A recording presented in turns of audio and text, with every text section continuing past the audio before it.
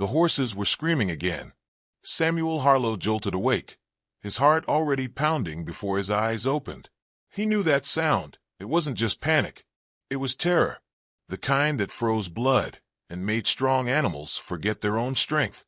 He swung his legs off the bed, boots already by the nightstand, rifle leaning against the cracked wall. The floorboards groaned under his weight as he grabbed the flashlight and bolted out the front door, not bothering with a coat. The night air hit him like a slap, damp, thick, cold. The mist had rolled in heavier than usual, rising off the swamp like smoke. His beam of light cut a narrow path through it as he sprinted down the dirt path to the corral. The air smelled of sweat, fear, and something else, something sour and unfamiliar. He rounded the barn and froze. Rosa was rearing in her pen, eyes wild, flanks heaving, hooves lashing the air. The other horses huddled in the far corner, pressed together like frightened children. The corral fence had been torn open again. Lower planks snapped outward, not inward, as if something had pushed its way out or lured something in. His flashlight flicked across the scene and caught something dark smeared along the wood. Blood. He raised the rifle and scanned the tree line beyond the field, heart slamming against his ribs. But there was nothing, no movement, no sound beyond the snorting of the horses and Rosa's heavy breathing. Still, something had been here. Something that had gotten in without setting off the traps, without leaving tracks, without making a single sound. He approached Rosa slowly, murmuring to her in a voice hoarse with exhaustion. She lowered her head slightly, trembling. The beam of light revealed a fresh gash across her right side, thin, clean, and deep. It didn't look like a claw mark. It looked like it had been sliced with something sharp and deliberate. A blade? An antler? He couldn't make sense of it. He touched the edge of the wound gently with his fingers, then stared at the blood on his glove. This made 4 nights in a row. 4 nights of something slipping past his defenses, cutting through his animals, and disappearing like smoke. He stayed out until dawn, rifle across his knees, eyes locked on the woods. Nothing came. The sun crept over the trees, washing the mist in a pale, gold hue. The horses calmed slightly, enough to eat, but Rosa remained tense. She paced near the gate, staring into the swamp, ears flicking every few seconds. Samuel leaned on the fence and watched her, chewing the inside of his cheek.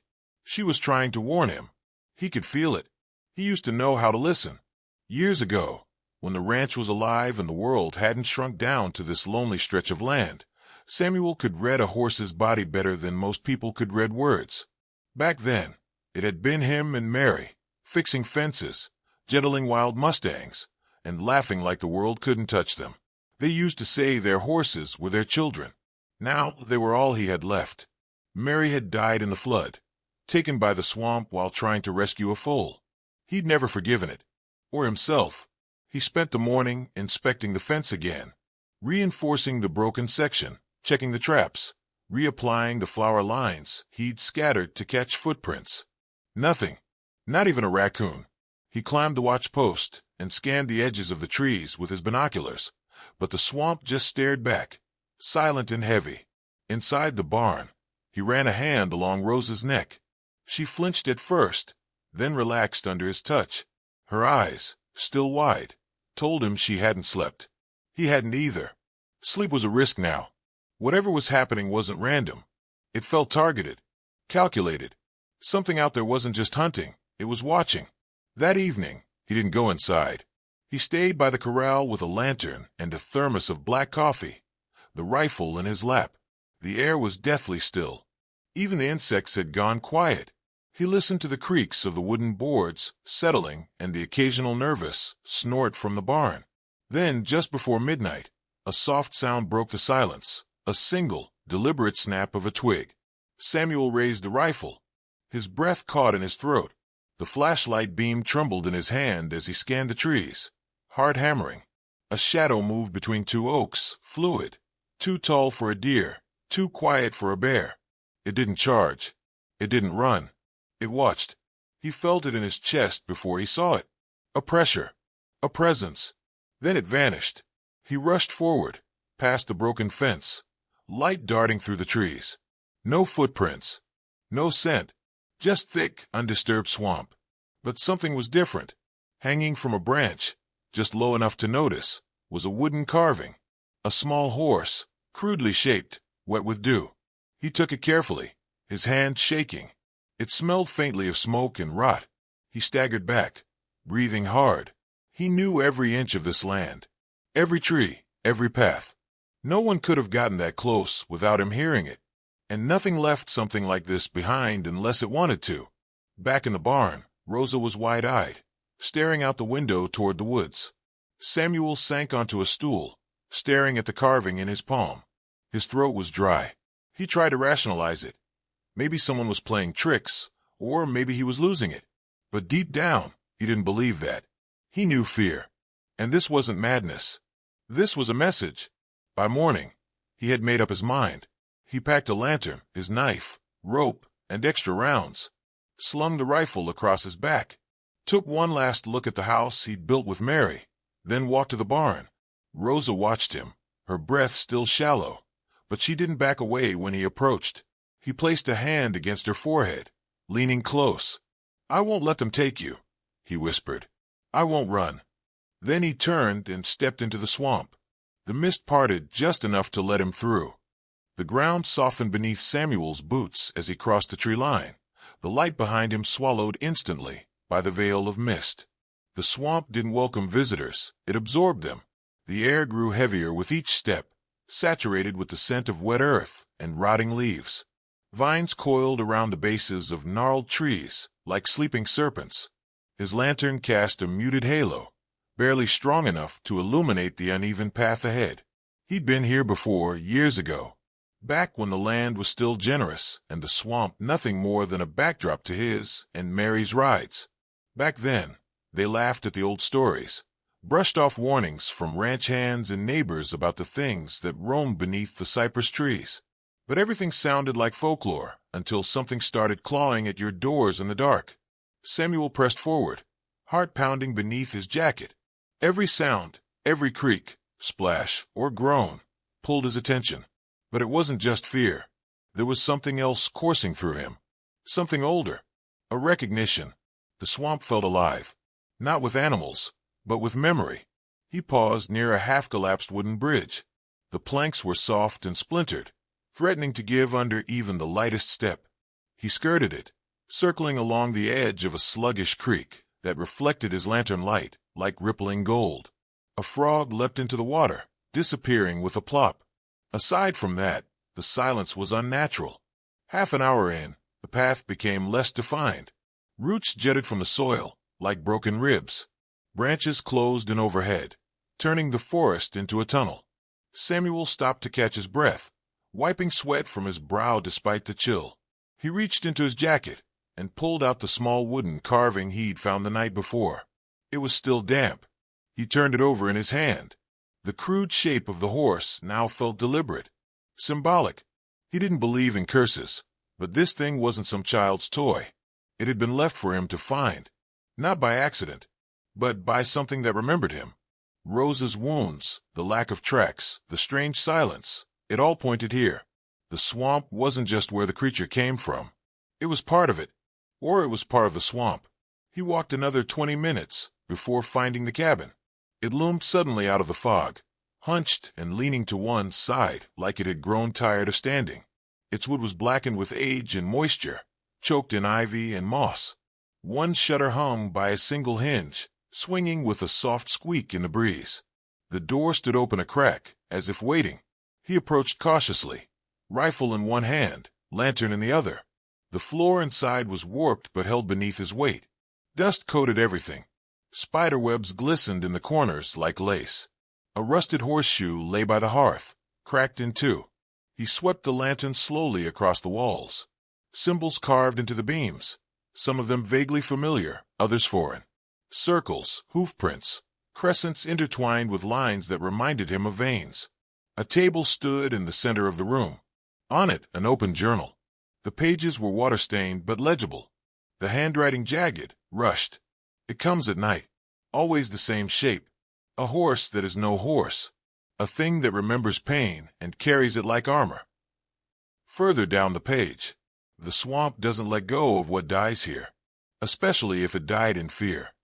Samuel read the words twice, his hands trembling. He remembered the foal that had vanished the night Mary died.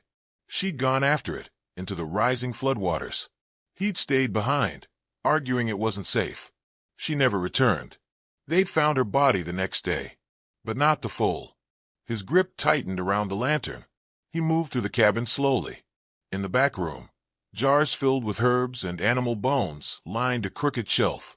On the floor, beneath an old rug, he found a stone ring, small, circular, and carved with the same symbols as the walls. It smelled faintly of ash. Something had been burned here recently. In the corner, more carvings, wooden horses of different sizes and shapes, each one broken, chipped, twisted. The air shifted. The lantern flame flickered. Samuel stepped back into the main room, pulse rising. The door creaked behind him. He spun, rifle raised. But there was nothing, only the fog, and the sound of breathing. Not his. Deep, slow, wet. It came from just outside the cabin. He didn't speak, didn't move. The breathing stopped. The air felt colder. Then, a single hoof step on the wooden porch. Deliberate. Samuel backed toward the fireplace, heart thudding like a war drum. He crouched low, peering under the doorframe. A shadow moved just beyond it, tall, hunched, but four-legged. It stood for a moment, then turned and disappeared into the mist without a sound. He waited for a full minute before moving again. When he stepped outside, the swamp was quiet once more. But something had changed. On the ground before the door, freshly pressed into the mud, was a perfect hoofprint, larger than any he'd ever seen. And beside it, another carving, this one newer, untouched by rot. A horse, this time rearing, with a single mark carved into its chest, a scar. He crouched, fingers hovering over it, and whispered without meaning to, "Mary." His voice cracked. He stood, clutching the carving, and looked out across the swamp. There was no turning back now. The answers he needed were behind him. They were in the heart of this place, with whatever still wandered beneath the cypress trees, remembering pain, remembering him. He adjusted the rifle strap and stepped off the porch, deeper into the mist. The mist thickened as Samuel moved farther from the cabin, swallowing the trail behind him. Branches brushed against his shoulders like skeletal fingers. The swamp silence had evolved, not empty, but expectant. It wasn't nature's quiet. It was the hush before something spoke. He walked slowly, the carving clutched in one hand, his rifle strapped tightly to his back. The strange horse etched into the wood haunted him. That scar, it wasn't random. It matched the exact place Rosa had been wounded the night before. Not a coincidence. A message. The ground grew softer, and soon he found himself wading ankle-deep through water. Faint moonlight cut through the canopy above, shimmering across the dark surface. Spanish moss hung like old curtains, brushing his face. He felt it again, that pressure. Not physical, but emotional. Like grief, but heavier. The kind of weight only regret could create. A faint splash broke the silence ahead. Samuel froze, hard in his throat. Slowly, he lowered his lantern until it skimmed the water. Ripples moved toward him. Wide, slow, deliberate. Not from wind, from something alive. He raised his rifle. Nothing emerged. The ripples faded. Then, across the water, between the trees, something moved. Not fast, not threatening. It was a shape. Tall, equine, but wrong. Its back sloped too sharply. The legs moved like a puppet's, jerky, unnatural. Its hide glistened with moisture, but not like sweat. More like sap, or tar. Its head lowered slowly, as if sniffing the air, and then it turned to face him. Eyes met his across the swamp. Eyes too human to belong to a beast. Samuel gasped. It didn't charge. It didn't flee. It watched him, and then slowly stepped back into the darkness. He followed. Branches scraped his arms. Water rose to his knees. He stumbled over submerged roots, breath coming fast now. Not from fear, but urgency. He had to see it again. Had to understand. The creature was ahead, always just beyond reach. It never ran, just moved, like it wanted him to follow. And he did. Through thickets, across rotten logs, deeper into the muck. Hours might have passed. Time warped in the swamp. each minute stretched by tension and fog. Then the trail ended. He emerged into a clearing, a hollow filled with still water and ringed by ancient cypress trees. Their trunks bent inward, like sentinels guarding a secret. Moonlight poured through the canopy in thin silver streams. In the center of the pool stood the creature, now still. It looked like a horse, if a horse had been drowned and reborn by something that didn't understand how bones should fit together. Its mane hung in heavy, tangled ropes. Its ribs moved visibly beneath its slick skin. But it didn't snarl. It didn't flinch. Samuel stepped into the clearing slowly. His rifle stayed slung. Whatever this thing was, it wasn't attacking him. It had lured him here. For something else. He reached the edge of the pool. "I remember you," he said softly. The creature raised its head. "I should have gone after her," Samuel whispered. "I should have followed." The creature took one step forward. The water didn't ripple. Samuel's breath caught. He took another step closer, hands trembling. The rifle slipped from his shoulder. "Forgotten. You were the foal, weren't you?" he murmured. "The one Mary tried to save." It blinked, slow and deliberate. Pain lanced through his chest, not physical, but sharp enough to stagger him. He dropped to one knee. All those years spent avoiding this truth, denying that her death had roots in his fear. If he'd followed her that night, maybe he could have saved them both. "I was too late," he said. "And you never left this place." The creature lowered its head slightly, not in submission, but recognition. Samuel reached into his coat and pulled out the carvings. One, then the other. He held them out in his palms. "You've been trying to speak," he said. "Through her. Through the others. You were never hunting. You were hurting." The creature stepped forward again, hooves just above the surface of the pool. Still no sound. Still no ripples. Rosa's name slipped from his lips. "She trusted me," he said. "You scared her, but she didn't run. Maybe she saw you. Underneath." The creature's eyes glistened, and Samuel realized something terrible and beautiful. It wasn't just remembering pain. It was made of it. He dropped the carvings into the pool. "Let her go," he whispered. "Let me go." The water churned softly, steadily, and then the creature backed away, step by step, until the mist swallowed it whole. The pool went still again. Samuel remained kneeling, breathing hard, the wet earth seeping through his jeans. He didn't cry. Not yet. But something inside him loosened, something that had been wrapped tight for too many years.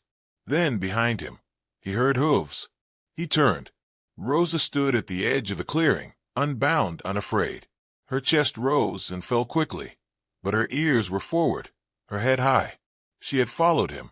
He smiled through the dirt and sweat and silence. "You stubborn girl." She approached slowly, her gaze never leaving his. She nudged his shoulder once, gently, like she was checking if he was still real. He stood, one hand on her mane, the other on his knee for balance. Together, they looked into the mist where the creature had vanished. Nothing moved. No sound came. But the swamp didn't feel hostile anymore. It felt at peace.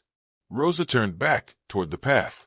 Samuel hesitated only a moment before following her. His rifle remained behind, abandoned by the water's edge. He didn't need it anymore. As they walked through the fog, he didn't look back. Whatever had kept him tethered to guilt had lifted. Whatever haunted this place had been seen, acknowledged, named, and now it was letting go. The mist was thinner now. As Samuel and Rosa made their way back through the swamp, the path no longer seemed to twist against them. The air had shifted subtly, but unmistakably. Where there had been pressure and silence, now there was space to breathe. Even the trees no longer leaned in with suspicion. They stood tall and distant, their dripping limbs still, as if watching a story conclude. Samuel walked with a steadiness he hadn't felt in years. His boots squelched in the soft mud, the damp scent of moss filling his lungs. Rosa kept close, matching his pace. Her breathing was calmer now. The wild panic that had once defined her posture had given way to something quieter trust. They reached the old bridge before sunrise. The planks still sagged with rot, but Samuel didn't stop. He crossed it without hesitation, hand resting lightly on Rosa's shoulder as she followed without pause. Neither of them looked back. By the time they reached the edge of the ranch, The first blush of dawn painted the horizon in pale gold. The corral sat silent. No screams. No broken boards. No blood. The fence he'd rebuilt still stood. The traps he'd once set now seemed childish, unnecessary. He stepped through the gate and turned toward Rosa. She blinked slowly, her dark eyes soft in the rising light. He reached up and brushed a hand along her jaw. "It's over," he said, voice husky from the night silence. "You did good." She nuzzled his chest once, then walked calmly into the barn. Samuel stood there for a long while. The cold morning dew soaked through his sleeves, but he didn't move. His gaze drifted toward the line of trees at the swamp's edge. Nothing stirred, but he felt it, an absence where fear had once lived. Inside the house, everything was exactly as he had left it.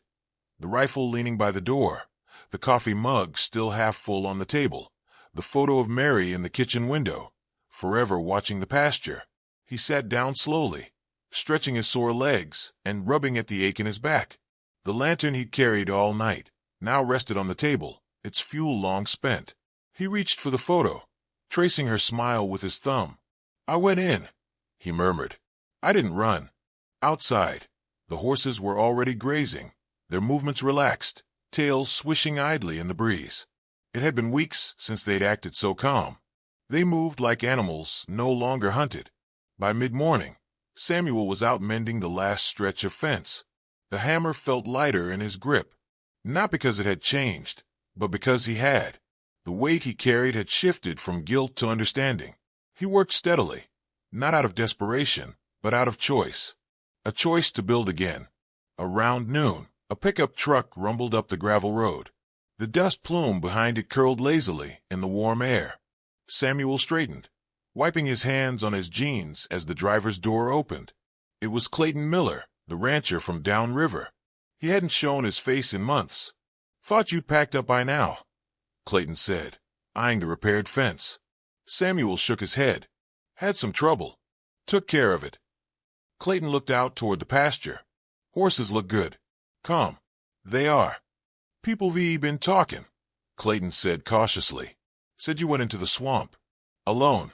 "I did." "You find what was causing it?" Samuel considered the question. He looked toward the trees and answered simply, "Yeah, and I reckon it found me, too."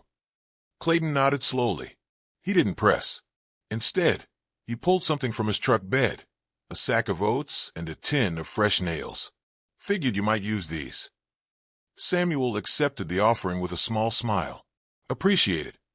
Clayton hesitated. "You know, my boy's been a skin about horses. Wants to learn.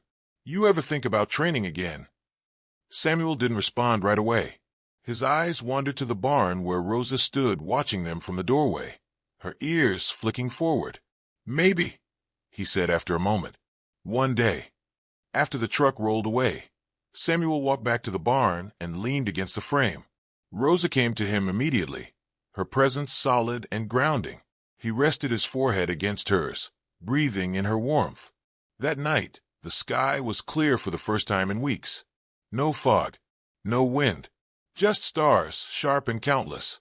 He stood alone by the corral, listening to the stillness, the kind that came not from absence, but from peace. Somewhere in the distance, an owl called once, then fell silent. Rosa stood at the edge of the fence, her gaze fixed on the line of trees. She wasn't tense. She didn't paw the ground or flick her tail. She simply watched. Samuel followed her eyes. For a brief moment, barely longer than a blink, he saw it again. A silhouette between the trees. A horse. Unbroken. Unbound. Gleaming faintly under the starlight. Not a creature twisted by pain now, but something whole. Reclaimed.